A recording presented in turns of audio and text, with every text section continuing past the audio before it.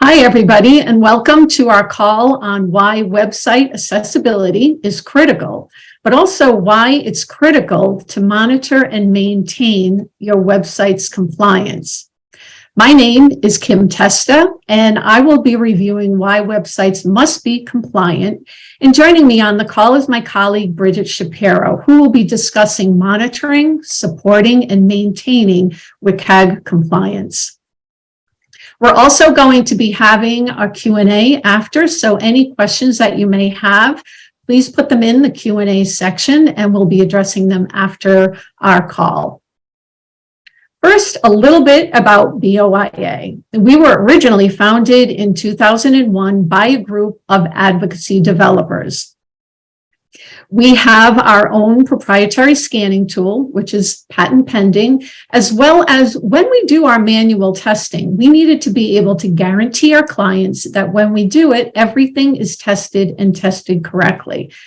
And for that, what we did is built a testing portal. And it's where all of our subject matter experts log in. And when they log in, they're told what to test and how to do the testing. It's a very controlled approach, but this is how we guarantee our results.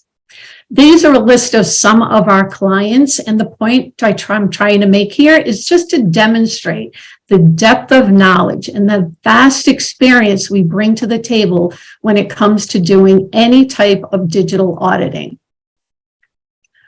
What is digital accessibility compliance? The bottom line is making sure that whatever that digital media is you're presenting to the public, it needs to be able to be accessed by anyone of any ability.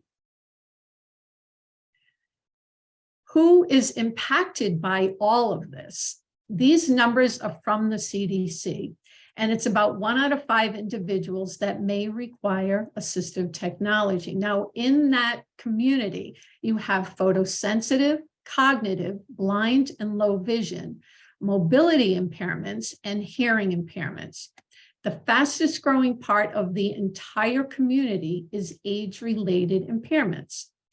So we've all grown up with the web. We use it for everything. Everybody gets older and you may develop arthritis in your hand. So now you can't use a mouse anymore. You have to rely on keyboard navigation. These are your existing customers and users of your website. You don't want to lose any one of your users. You want to gain more. So you need to think of everyone in the entire community. Why is digital accessibility so very important? Globally, it's about 1.3 billion people that have disabilities and may need assistive technology.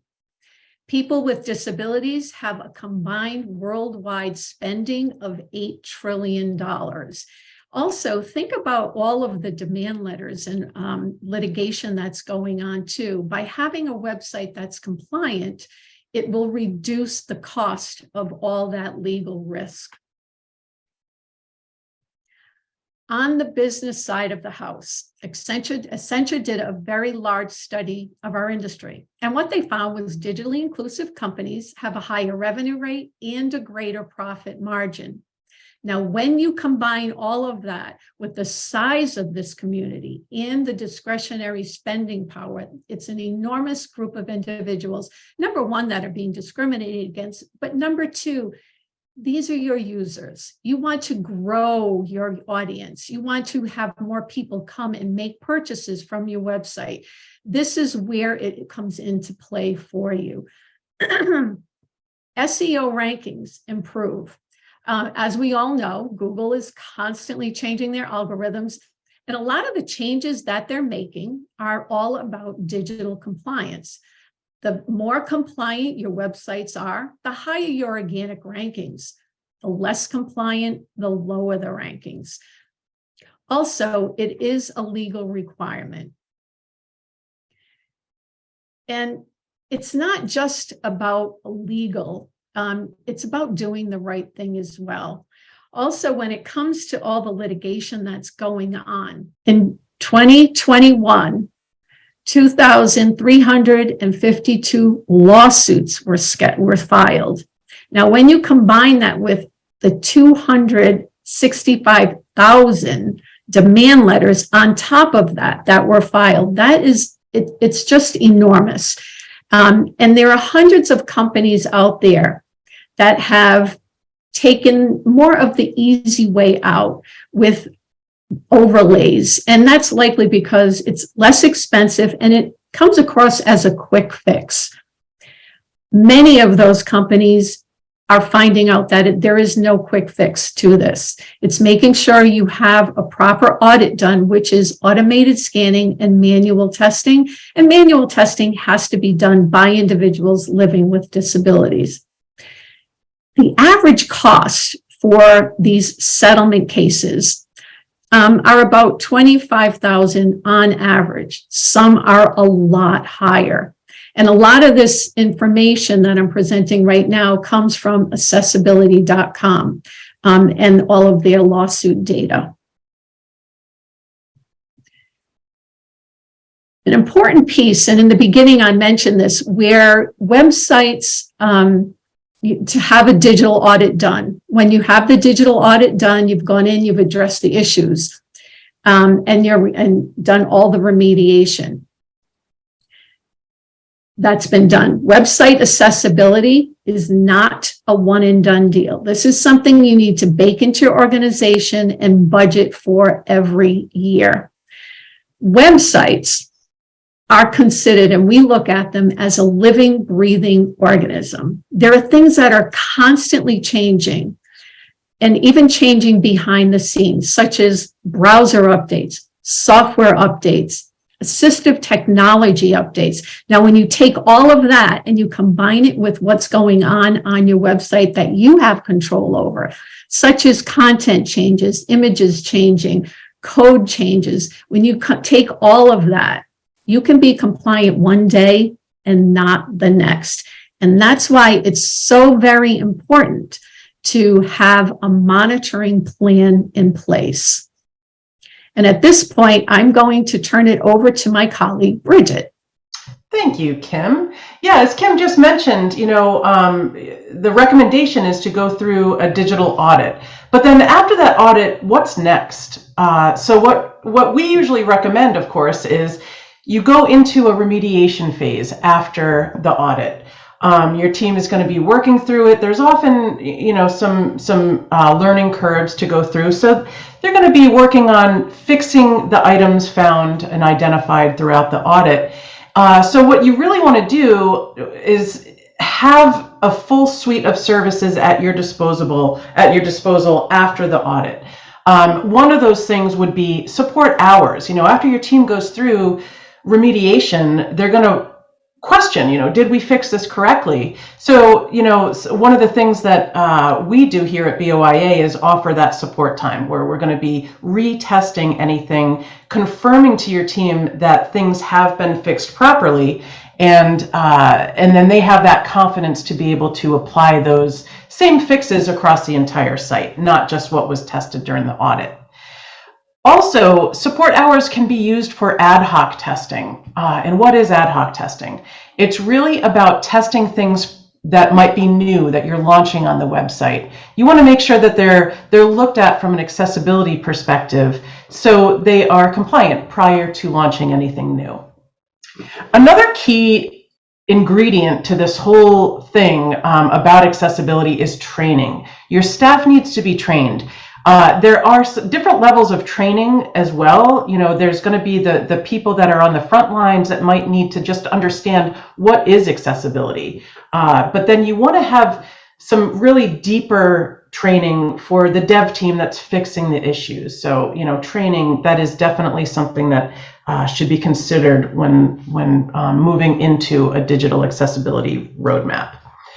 One other thing that has been required and actually expected now on all sites is something called an accessibility statement.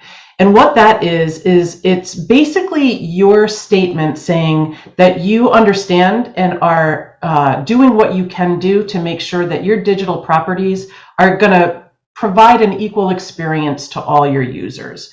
Another thing that will do is not just provide that statement, but it's also going to provide your users with a direct line to reach out to someone if they should experience an accessibility issue. It's very frustrating if they try to reach out and try to fill out a form, perhaps, and they can't reach anybody. Like, what is that? And that brings me to my next point, customer issue resolution. You really want to have a way for people to reach out directly and be helped over an accessibility barrier if they do experience one on your site. So it's not just getting into queue and having to wait hours like everybody looking to track an item. This is a specific dedicated line for people that are looking for assistance over an accessibility issue. And then finally, documentation. You really want to make sure that everything is documented, that you're not just going through the motions, but that you're documenting, hey, we went through this audit and we've done these retests and we've done training and we have an accessibility statement. Everything needs to be documented. So if you ever did have to prove accessibility from a legal perspective or a demand letter or what have you, you have that at your fingertips. Next slide, please. So basically, ad hoc testing. Ad hoc kind of is our word to incorporate all manual testing. So it's really ad hoc testing of new things. It could also be, like I mentioned earlier, retesting of things. But really what we're doing is having the manual testers test for the standards. And right now, those are WCAG, it's Web Content Accessibility Guidelines, 2.1, levels A and AA. And basically, they start at the top of the funnel with 4 different principles. They're listed here: perceivable, operable, understandable, and robust. So the current standards that manual testing, actually, and automated testing looks after is all the checkpoints under these 4 main principles. There are 13 different guidelines under these. And then, of course, after that, there are 50 checkpoints that our testers will look for. So each one of these is either passed or failed during any test that we do, audit or an ad hoc test or any kind of retest. We're looking at these checkpoints that are either being passed or failed. And if something does fail, we're always going to be suggesting best practice remediation, of course. So there's a lot to know under here. One thing I'd like to say on this information in this slide is don't get hung up on level A and AA. It is kind of confusing to understand what is the difference. And from our perspective, from my perspective, there's really not a difference. There are differences in the fact that some are listed as A and some are AA, but together they are all required at this point to pass. So when I work with clients and they're saying, should I work on A or AA first? It's really not about a level of priority there. It's kind of about all of them are accessibility issues under the current standard that everyone is testing toward and being accounted for. So it's really not something to get so granular about. It's really about testing and fixing all of them. And you want to fix those things that might be easier to fix first, and then kind of move on. Every client I work with has a different, cadence to how they go about it. It might be some things are going to be easier. You want to get rid of those first, make sure that they comply, and then start working on things that might take a little bit more time. So lots to know there. So ad hoc testing, as I mentioned before, we're testing, and any auditor is going to be testing under any WCAG checkpoint, all those that I just went over. And that's what we look for. So our human testers, they're often, we have multiple rounds of testing typically, and that's what you want to look for. It's a really good idea to find people that use assistive technology every day. Now, while they may not be able to test for every WCAG checkpoint, that really gives you a good idea of real user experience in this population that we're serving.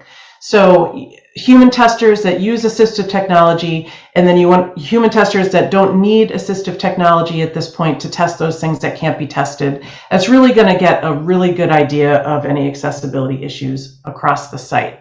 And that's done for page testing. So when we look at pages, it's about passing or failing all of those checkpoints that I just went over. But another thing that you really want to make sure you do is use case testing. And that's not just necessarily, going through that list of checkpoints under WCAG guidelines and passing or failing those. It's about how does accessibility affect the usability of your website? So we like to go through typical use cases, which might be, if you can imagine an e-commerce site.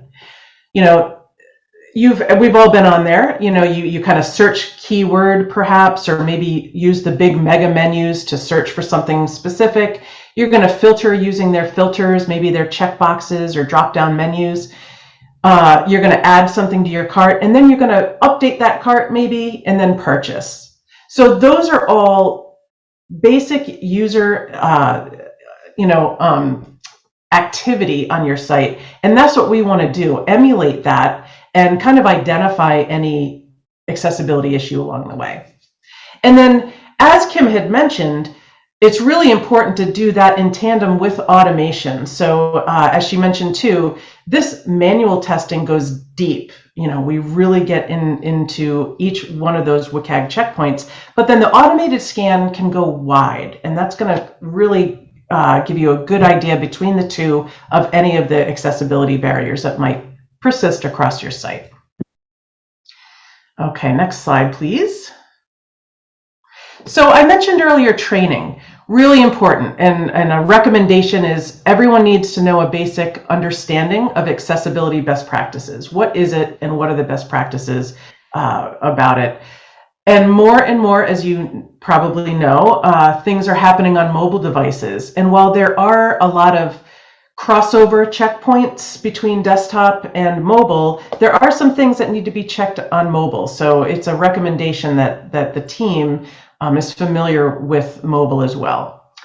PDF accessibility, so that's not HTML, those are documents online, and they have some different rules and different steps that need to be followed to make sure that they are accessible to people using assistive technology. So that's another area that maybe not everybody needs to be fully aware of all at your establishment, all PDF accessibility checkpoints, but there should be some, maybe 1 or 2 or 3 people that really understand how to make PDFs accessible if you use them online. And then another thing too to keep in mind is, we talk about screen readers, but how do you use those? Like, what do people do to use those? So it's a really good idea. One that we recommend is non-visual desktop access. The more common way to refer to that is NVDA. That is a free screen reader. They ask for donations if you download it, but it's free and it's more readily accessible than others like JAWS, which is a great one as well, but there is a price involved in that. So we do recommend that everybody working on accessibility of your site understand screen readers and how to use them. That way you can test toward them. Next slide, please. Thank you. So the accessibility statement, as I mentioned before, it needs to be kept up to date. So you always want to, this is not an area to kind of identify the issues found during the audit. It's your statement. It's basically saying, this is important to us. We've gone through an audit and we are currently working toward making it accessible and an equal experience to everyone. They are expected on every website. People that are looking for information about this know to look in the footer. That's usually its own page, kind of like a privacy policy, what have you. But they're going to click on that and understand, okay, this is the kind of information that this company is providing me, and I know that they're actively working toward being accessible. So it's a statement, and it's something that those companies that are making this a priority need to put on their site. Next slide, please. And then, as I mentioned before, customer issue management. We handle that for our clients. So not a lot of people do this, but BOIA happens to have a whole arm right now that handles this for our clients. You really want to make sure that if somebody does experience an accessibility issue on your site, that they have a way to reach out to you. If they don't, there might be some frustration, and then they reach out to a lawyer or what have you, and that's what everyone wants to avoid, of course. But of course, you want your users to have a good experience on your site. So let's just say they were on your site and there was a form that they're trying to fill out. If those form fields are not labeled properly for their assistive technology, a screen reader perhaps, to read aloud to them, they may not understand exactly what field is for what information, what's required. So they might need to reach out to somebody. Hey, can you get me over that? And that's where we come in. We have a toll-free number for all of our clients. Their users can call in. We'll go to that page with them and walk them through, oh, this first field is this second field is this, and we'll try to help them over that accessibility barrier. Often we can, but there are some things that won't be able to be, helped them over that hurdle right there online. So what we will do in every situation is, if we do identify that it is in fact an accessibility issue, we will work with them to get over it. But in any situation, we will notify our client, hey, your site, we have found an accessibility issue. Here's our recommendation. Please let your dev team know they need to do this to fix it so no one else experiences this issue. And then, of course, we're going to provide our client with the user's information, if they accept us or allow us to share that, so the company can then reach out to them and perhaps offer them an interim alternative way to get the information they're needed, or what have you. So at all times, we're helping the client, the user, and we're helping the client by providing real-time information saying, this is an issue we've identified, and here's our recommendation to fix it. And then, as I mentioned before, documentation. So important. One way we handle this at BOIA is to provide a quarterly document. This is called a letter of reasonable accessibility to our clients that have gone through an audit and then have worked with us to retest issues found, so we can confirm, yep, this is fixed, or, this is fixed, but these issues still persist. We're also going to identify how many people at each of our clients have gone through the training, when they did the audit, when they've done every retest, or did they upload the accessibility statement? Do they have that 24-line? Not all of our clients use our 24/7 line. They might have their own that they prefer. Very few do, but as long as you have a way for somebody to reach out, that's the main impetus here. And then, of course, this whole document, the whole reason behind it is to provide whoever might need it, perhaps, if you get a demand letter or there's some sort of legal issue, it's a one-stop shop for anyone helping you through this to see everything that you've done toward accessibility. So it's a roadmap. It's showing what you have done, but also what your future plans are. So this letter of reasonable accessibility is the full breadth of documentation to show what you've not just done, but anything that you plan on doing. You have an auto renew support where you get more training and more hours every time it auto renews, and what you plan to do in the future to not just make sure that it's accessible today, but to avoid these sort of things in the future where the training comes in and what have you. So that's basically it. I think at this point, Kim, I believe I'm passing back to you. Thank you so very much, Bridget. My pleasure. And what we have is a program that we call Surety, and this is your ongoing monitoring and support. Everyone is assigned a dedicated client manager. Now, this person acts as your liaison throughout all the services that are being offered to you after an audit, before an audit, or even if you've already had an audit and you had it done by someone else. And what we have are 3 different types of programs. The packages are all $7,500 per year. They're all annual agreements. The first one, build accessibly. Now imagine you have, your website, but you're rebuilding it, you're restructuring it, redesigning it.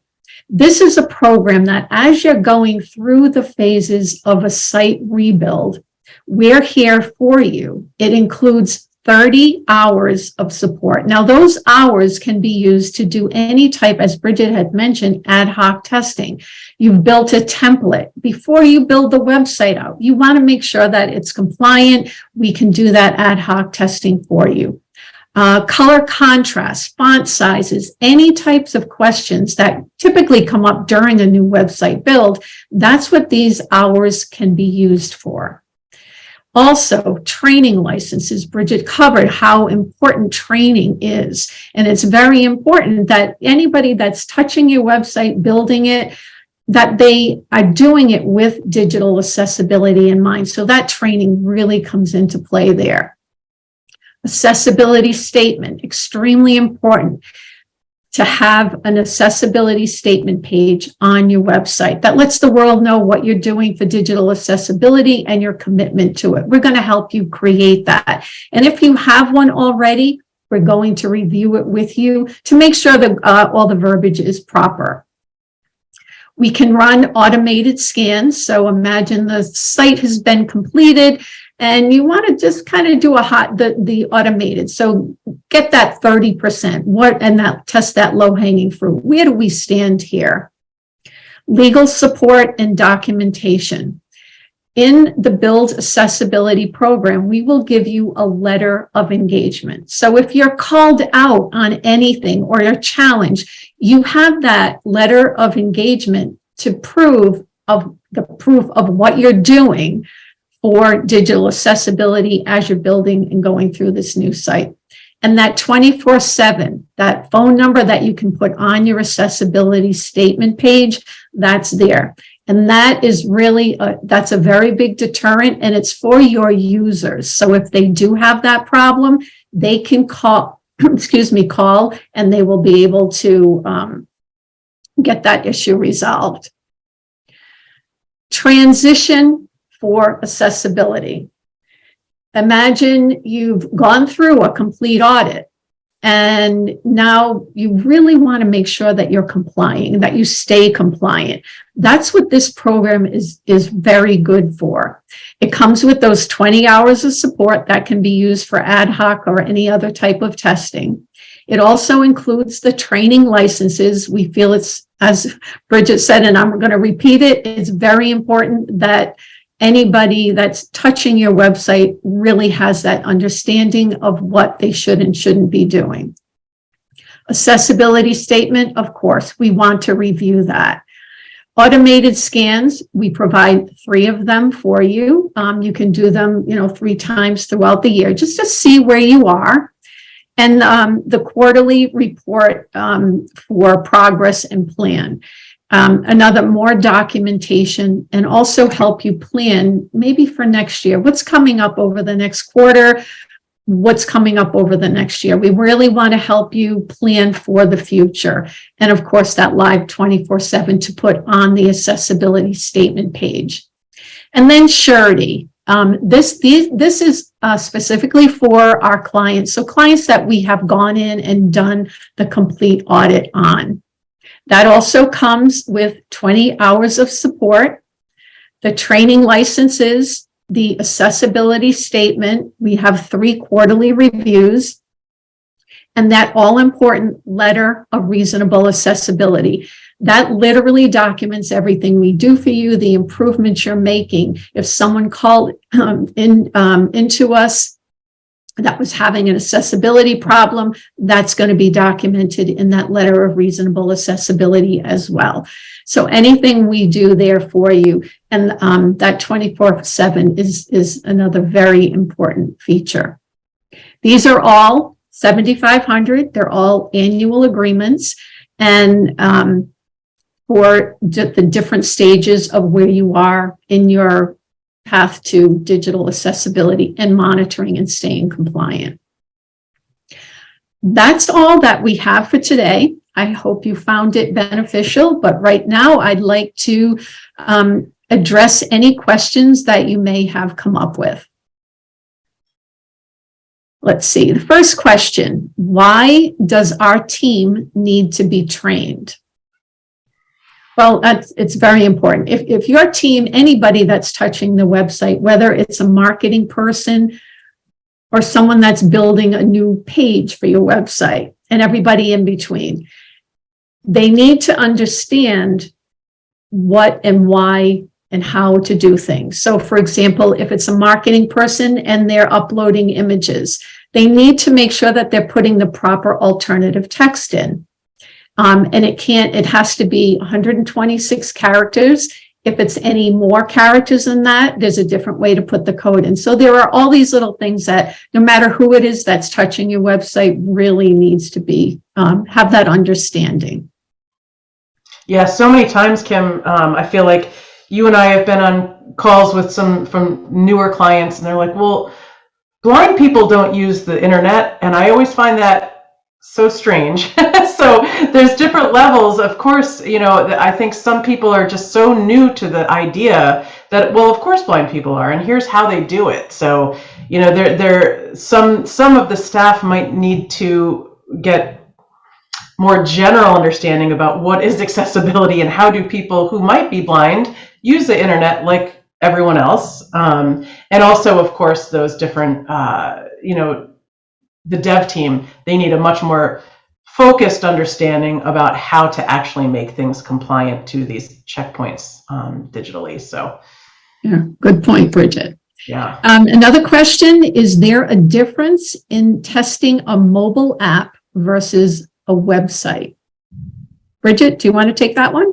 Yeah, sure. So there's a lot of crossover between those two different operating systems, basically, but there are some things that need to be checked on a digital, like a phone, that may not need to be checked on desktop. So while there is crossover, there's definitely some differences.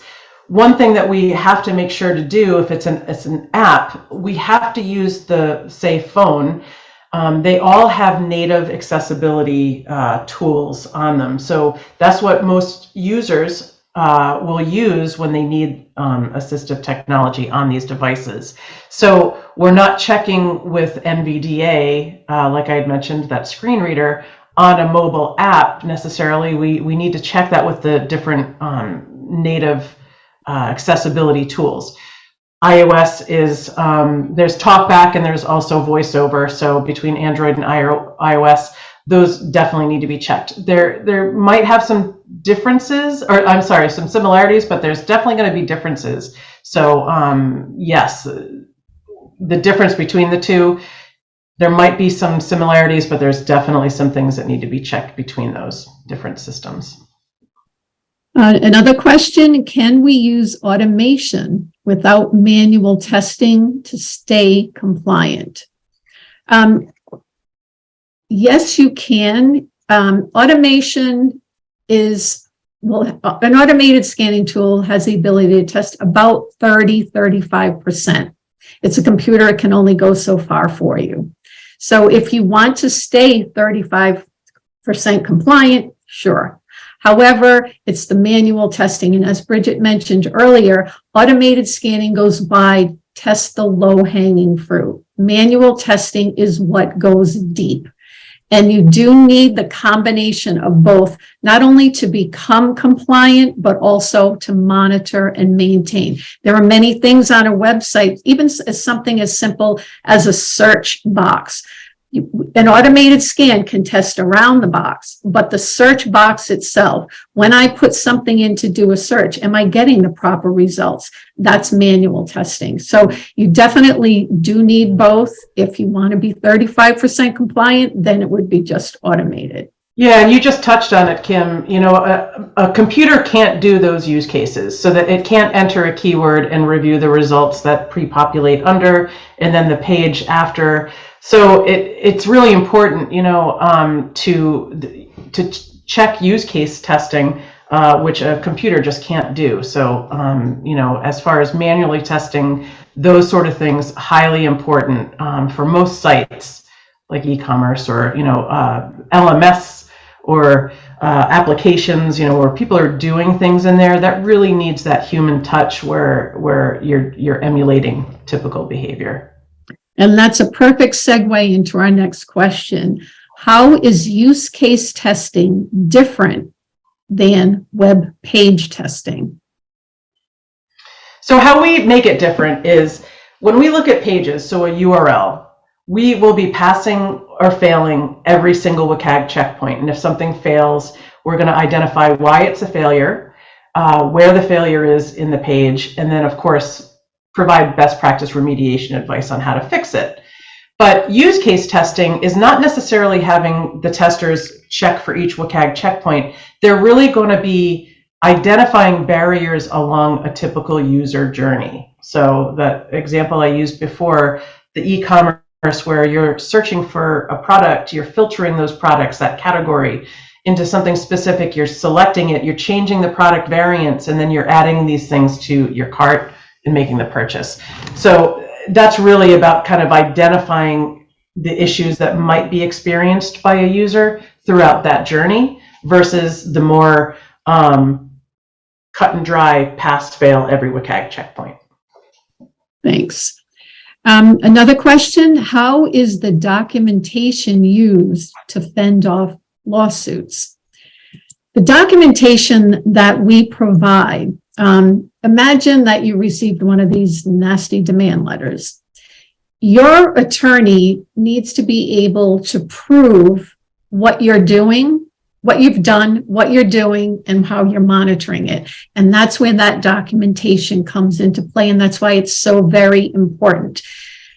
You will be able to hand your attorney these letters of reasonable accessibility, which literally have documented everything in there. If you didn't have these, you're going to be scurrying around looking for reports. What have we done? Where are we now? This literally keeps track of everything, and it makes your life a lot easier. We also work with a lot of attorneys to help their clients with throughout this entire process. And this letter of reasonable accessibility is something that we've worked on together, and it's this type of documentation that we know these attorneys will need, or your attorney would need, in the event of either litigation or a demand letter. Let's see. How long does the initial audit take? Hours, days, weeks? And that's a really good question.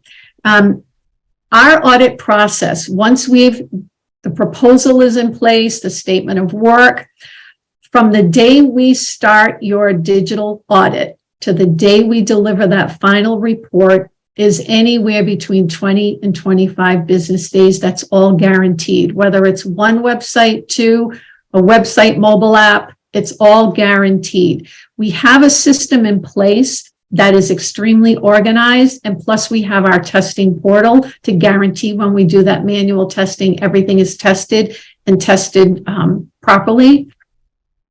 So by having that is a typical time frame. There are times, smaller projects, where it may be 15 business days, but when we do our audits, the automated scan, while that's happening, is when our manual testing takes place. We do 2 rounds of manual testing. First round of testing is done by one of our blind subject matter experts. When they are done, a fully cited subject matter expert logs into that testing portal and retests everything. And this is important because imagine on one of your pages, there was a table. They know it's there. The first round tester will know it's there. However, if it's not coded correctly, they may not even be able to find that table on the web page. Second round tester come in, who is fully cited, they will go in and they will test that for you. So it's that combination of 2 rounds of testing. First round tester, second round tester, then we gather up all the aggregated data. We wrap remediation suggestions and techniques around any issues that we found, and then our final output to you is a prioritized report. So that can take anywhere between 20 and 25 business days.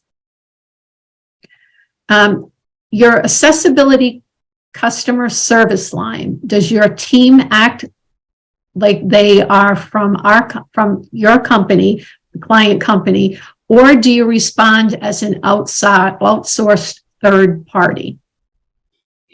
So that's a great question. Yeah. Basically, when somebody calls that line, and by the way, we call it a phone line, but there's also an email that we will monitor as well, just because we like to give everybody options on how to outreach to us. So, but the phone line is, there's an answering message that pops up as soon as somebody calls into that. And that's our way to kind of hot transfer just customer service back to the company. So if you can imagine, there are some times that people will get this phone number and it's not a real accessibility issue. It's really like, where are my sandals that I've ordered? So, that's a way where, we'll say, thank you for calling, company's accessibility hotline. If this is a customer service inquiry, please press 1, and that will go right to client customer service. If this is an accessibility issue, for a user using assistive technology, please press 2, and that gets answered by us. And we will say, thank you for calling company's accessibility hotline. How can I help you? So there is always going to be this, I guess, white labeling it to some degree, where it's our client's service. But if there is something that we have to do in the future to assist this person, we can't do that right there on the phone. They will understand that we are the accessibility experts to help them along that path and to help the client fix the issue that has been identified. And that is the last question that we have. However, I'm sure more questions will come up, or you're thinking them as time goes on. And please feel free to email me at kim@boia.org. We'll make sure that we do get those answered for you. And I'd like to thank everybody for your time today. I hope you found this very informative, and look forward to hearing from you in the future. Thank you. Thank you.